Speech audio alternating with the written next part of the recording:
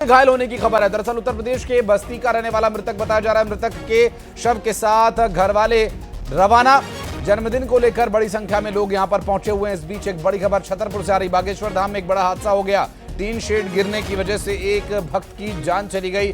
12 से ज्यादा लोगों के घायल होने की खबर है। उत्तर प्रदेश के बस्ती का रहने वाला मृतक बताया जा रहा है और बताया जा रहा है कि उसके परिवार के लोग उसके शव के साथ अब वापस अपने घर की तरफ रवाना हो चुके हैं। और पंडित धीरेन्द्र कृष्ण शास्त्री के जन्मदिन को लेकर ये लोग यहां पर पहुंचे थे और इस बीच एक बड़ी और दुखद घटना घटित हुई, जहां पर एक शख्स टीन शेड की चपेट में आ जाने की वजह से मारा गया।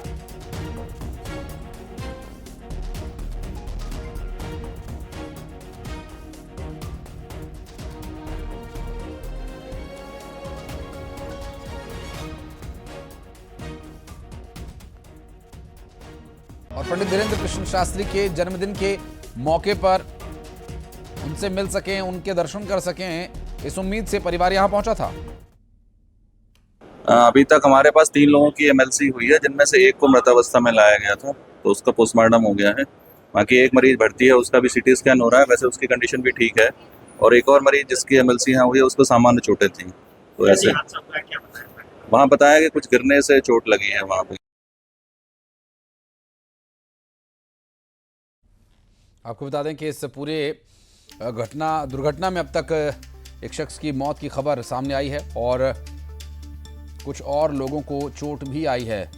आपको बता दें कि ये जो दुर्घटना घटित हुई, पंडित धीरेन्द्र कृष्ण शास्त्री के जन्मदिन के मौके पर उनसे मिलने के लिए, इस कार्यक्रम में शामिल होने के लिए, उन्हें शुभकामनाएं देने के लिए वहाँ पर काफ़ी संख्या में लोग पहुँचे हुए हैं। और ऐसे में चूँकि मौसम भी काफ़ी ख़राब है और बारिश, आंधी, कई जगह ऐसी स्थिति भी बन रही है। बागेश्वर धाम में एक बड़ा हादसा हुआ, जहाँ पर टीन शेड गिर जाने की वजह से एक शख्स की जान चली गई और कुछ और लोग घायल हो गए। 12 से ज़्यादा लोगों के घायल होने की बात भी कही जा रही है। मिल रही जानकारी के अनुसार जो ये पूरा घटनाक्रम घटित हुआ।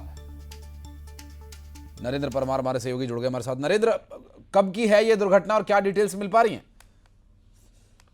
घटना है छतरपुर जिले का जो प्रसिद्ध धार्मिक स्थल बागेश्वर धाम है। वहां पर जो बागेश्वर महाराज का जन्मदिन है, जैसा कि 4 जुलाई को उनका जन्मदिन मनाया जाना है, जिसको लेकर देश के कोने कोने से भक्त पहुंच रहे हैं। और आमतौर पर लोग वहां पर दर्शन करने के लिए भक्त पहुंचते हैं। तो आज सुबह की ये घटना बताई जा रही है कि जो बागेश्वर धाम का जो बड़ा दरबार हॉल है, उसके बाहर जो टीन सेट लगा हुआ है और तेज बारिश वहां पर हो रही थी। उस बारिश से छिपने के लिए भक्त जो है वो टीन सेट के नीचे बैठे हुए थे, लेकिन अचानक से जो टीन सेट है वो गिर जाता है और गिरने की वजह से एक जो भक्त हैं, जो उत्तर प्रदेश के रहने वाले हैं, बस्ती जिले के रहने वाले हैं, उनकी मौके पर मौत हो जाती है। और वहीं दूसरे जो घायल हैं, घायलों की संख्या करीब, ऐसा जानकारी लग रही है कि करीब 12 लोग इस पूरे घटनाक्रम में घायल हुए हैं। लेकिन हाल फिलहाल में जिला अस्पताल में 3 लोगों को एडमिट किया गया है, जिनकी एमएलसी की गई है। और अन्य घायलों को बमीठा के और खजुराहो के और छतरपुर के निजी अस्पतालों में भर्ती कराया गया है।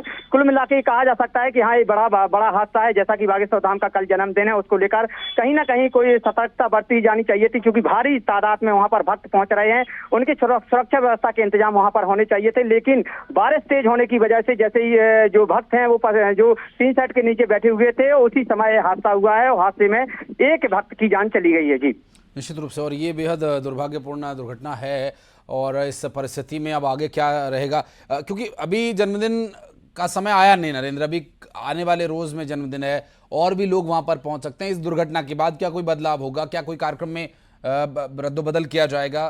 परिस्थितियां कुछ बदलेंगी या फिर व्यवस्थाओं में कुछ इंतजाम अब बेहतर करने की कोशिश रहेगी? क्या रहेगा वहां पर अब आगे सूरत हाल नरेंद्र?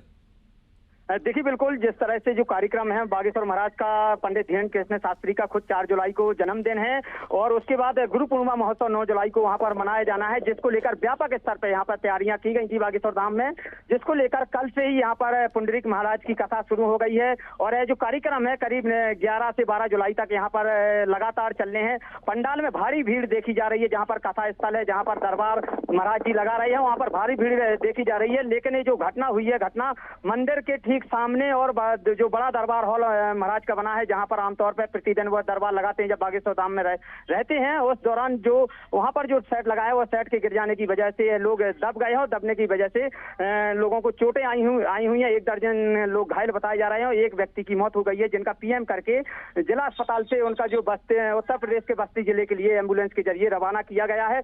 हाल फिलहाल में जो वहां पर कार्यक्रम है, भक्तों की भारी भीड़ देखी जा रही है। वहीं जिला कलेक्टर की तरफ से भी कार्यपालक मजिस्ट्रेटों की ड्यूटी भक्तों की भीड़ को देखते हुए लगाई गई है। कल ही शाम को आदेश जारी कर दिए गए थे, लेकिन उसके बाद भी यह हादसा हो गया है। तो कहीं ना कहीं ये दुर्भाग्यपूर्ण कहा जाएगा, क्योंकि वहां पर व्यवस्था चाक चौबंद की गई है, 3 सेट लगे हुए हैं, लेकिन हादसा कैसे हुआ इन सभी चीजों की जांच यहाँ पर प्रशासन और बागेश्वर धाम सेवा समिति खुद करेगी जी। और निश्चित रूप से देखना होगा कि आगे किस तरह की पुनरावृत्ति ना हो और परिवार जो इस पूरी दुर्घटना में इसका शिकार हुआ, अब देखना होगा कि क्या और घायलों की स्थिति आगे रहती है और ऐसे में जो लोग और आने वाले हैं उनके लिए क्या इंतजाम रहते हैं। बहुत शुक्रिया आपका नरेंद्र। और बढ़ते आगे, छत्तीसगढ़ में साहिवाल गाय योजना पर सियासी घमासान तेज हो गया। छत्तीसगढ़ में आदिवासी महिलाओं को साहिवाल नस्ल की गायें देने की योजना है, जिस पर कांग्रेस के आरोप पर डिप्टी सीएम अरुण साव ने पलटवार किया। डिप्टी सीएम अरुण साव ने कहा कि जनहित के कामों से कांग्रेस के पेट में दर्द होता है। झूठ की मास्टरी अगर किसी पार्टी में है तो वो कांग्रेस है। जनता अब कांग्रेस के वादों की सच्चाई समझ चुकी है, दोबारा नहीं ठगे जाएंगे। बता दें कि कांग्रेस ने बीजेपी पर झूठ बोलने का आरोप लगाया।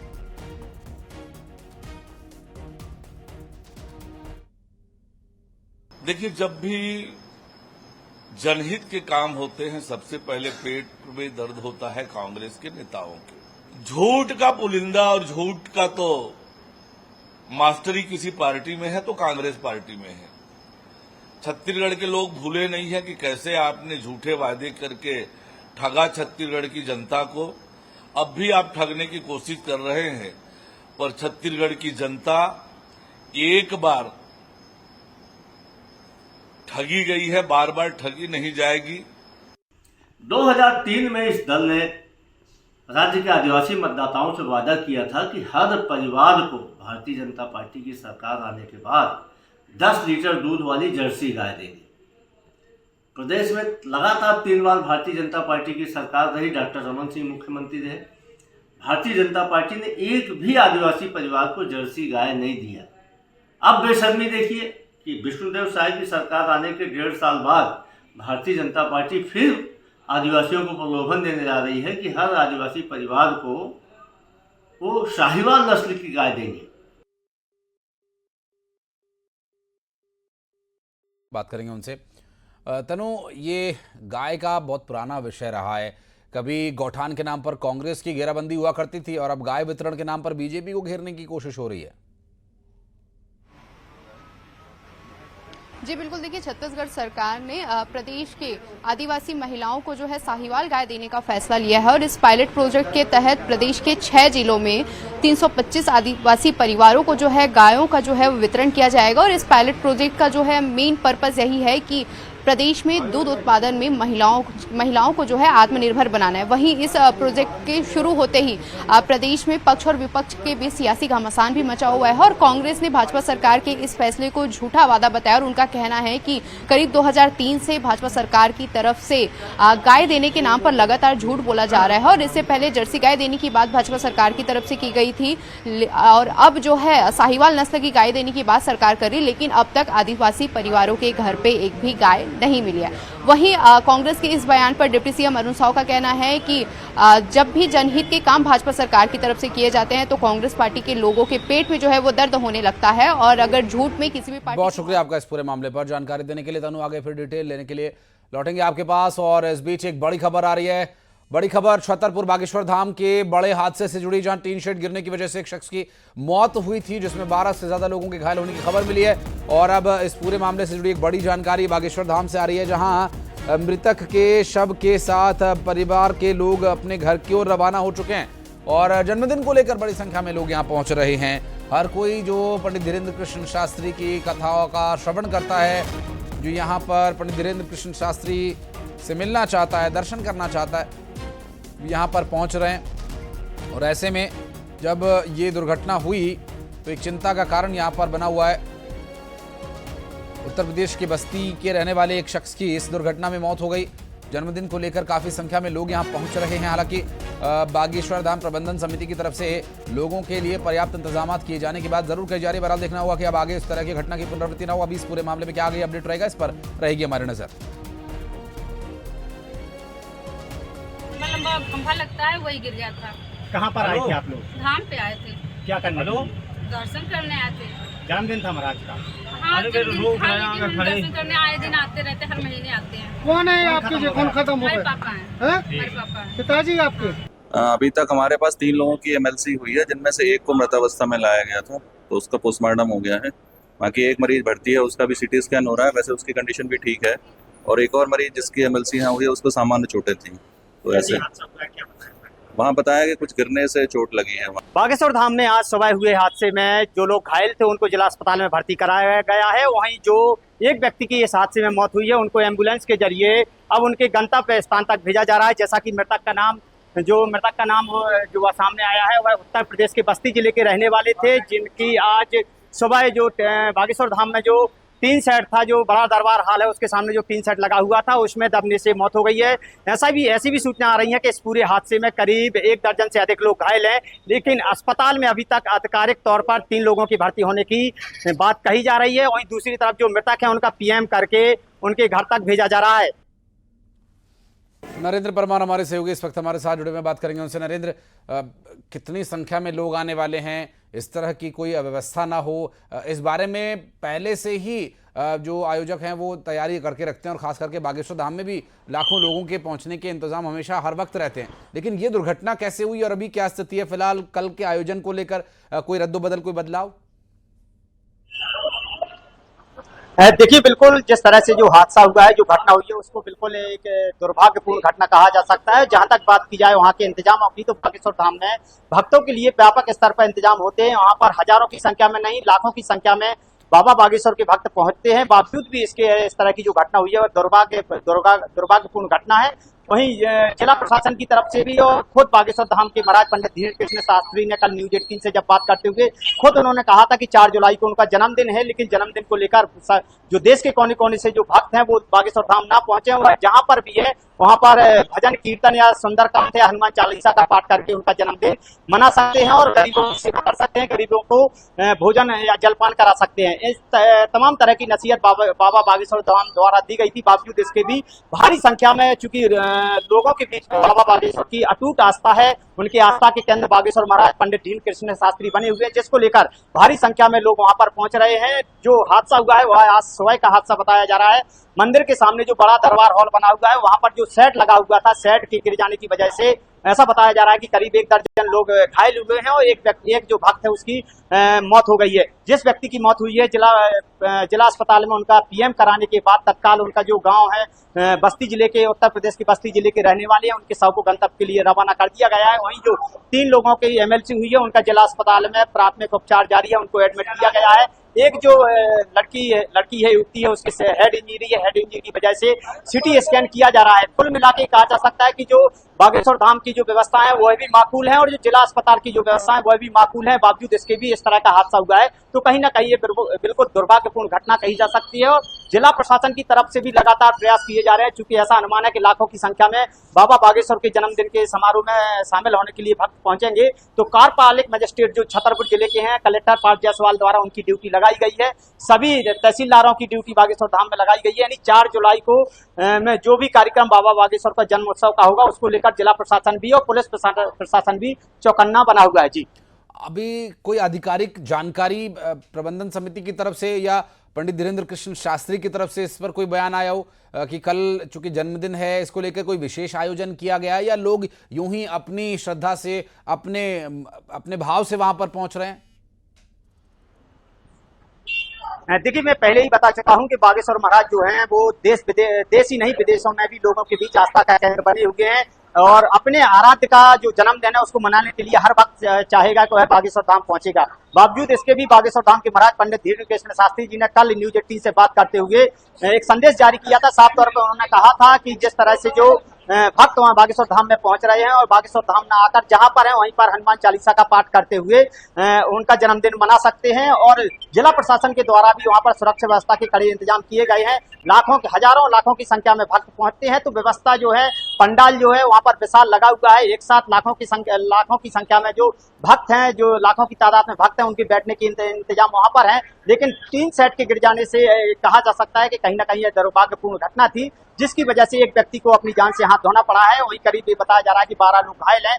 3 लोगों को जिला अस्पताल में भर्ती कराया गया है। कुछ खजुराहो के सामुदायिक स्वास्थ्य केंद्र में भर्ती हैं, कुछ छतरपुर शहर के निजी अस्पतालों में भी भर्ती होकर इलाज करा रहे हैं। जी, लेकिन आपने ये नहीं बताया, क्या कल किसी कथा का कोई आयोजन होगा? क्या पंडित धीरेन्द्र कृष्ण शास्त्री इस वक्त धाम में ही मौजूद है?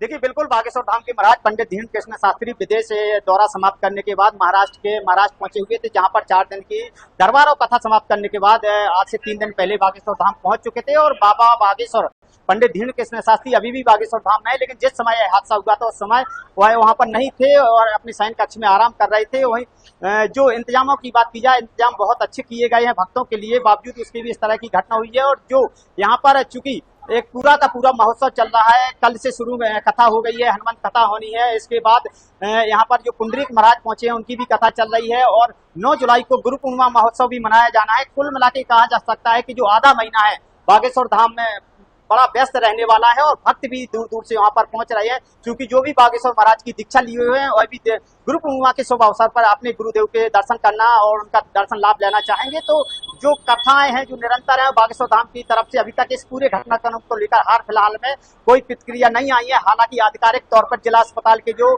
सिविल सर्जन है, जो अधीक्षक हैं डॉक्टर शरद चौरसिया, उनके द्वारा जरूर आधिकारिक बयान दिया गया है। उन्होंने इस बात की पुष्टि कर दी गई है कि एक व्यक्ति की मौत हो गई है, जिसका पीएम करके उनको रवाना किया गया है और 3 लोगों को जिला अस्पताल में भर्ती किया गया है, जिनकी एमएलसी भी बनी है, जिनका इलाज जिला अस्पताल में चल रहा है। जी, स्वाभाविक रूप से, और चूंकि ये जो घटना घटित हुई, निश्चित रूप से खुद प्रबंधन समिति भी इस बात को लेकर हैरान रही होगी और अब परिवार चूंकि रवाना हो ही चुका है, लेकिन देखना होगा कि आगे क्या परिस्थितियां बनती हैं। लेकिन इस दुर्घटना के बाद से व्यवस्थाओं में कुछ बदलाव भी जरूर यहाँ पर प्रस्तावित है। अभी देखना ये होगा कि नरेंद्र, अभी आगे जो मौसम कैसा रहता है, कल का मौसम क्या रहेगा, और उसके ऊपर भी काफ़ी कुछ निर्भर करता है कि आगे के कार्यक्रम किस तरह से होंगे। अनुमानित जो संख्या यहाँ पर लोगों के पहुँचने की, उसके हिसाब से प्रबंध यहाँ पर प्रशासनिक स्तर पर भी करने की आवश्यकता है, क्योंकि पंडित धीरेन्द्र कृष्ण शास्त्री के अनुयायी या उनकी कथा को श्रवण करने वाले काफ़ी संख्या में लोग आते हैं। ऐसे में जो उनकी प्रबंधन समिति, उसके अलावा प्रशासनिक स्तर पर भी क्या कोई निर्देश हैं, क्योंकि आप बता रहे हैं कि गुरु पूर्णिमा तक पूरी व्यस्तता रहने वाली है, काफ़ी संख्या में लोग यहाँ पर पहुँचने वाले हैं, कोई घोषणा प्रशासनिक स्तर पर, कोई बदलाव? देखिए, बिल्कुल जिस तरह से आपने जो बात कही है बिल्कुल सही गौर फरमाया है। जैसा कि बागेश्वर धाम में मैं पहले ही बता चुका हूं कि यहाँ पर लाखों की संख्या में लोगों को बैठने के लिए इंतजाम है। प्रबंधन समिति जो है आज से 1 साल पहले, यानी अभी जो विवाह समारोह हुआ तो वहां पर एक विशाल भव्य पंडाल लगाया गया है, जिसमें करीब ऐसा बताया जा रहा है कि 1.25 लाख भक्त उनके एक साथ वहां पर उस पंडाल में बैठ सकते हैं। ऐसे कई जगह टुकड़ों में पंडाल लगाए हुए हैं, यानी व्यवस्था जो है बिल्कुल माकूल है। लेकिन इस तरह की जो घटना हुई है वो कहीं ना कहीं दुर्भाग्यपूर्ण घटना कही जा सकती है। और जो भक्तों के लिए इंतजाम है प्रबंधन समिति के द्वारा, जो बागेश्वर धाम के प्रबंधन समिति उनके द्वारा खाने पीने के भी इंतजाम किए गए हैं, बैठने के भी इंतजाम किए गए हैं। लगातार प्रबंधन समिति के द्वारा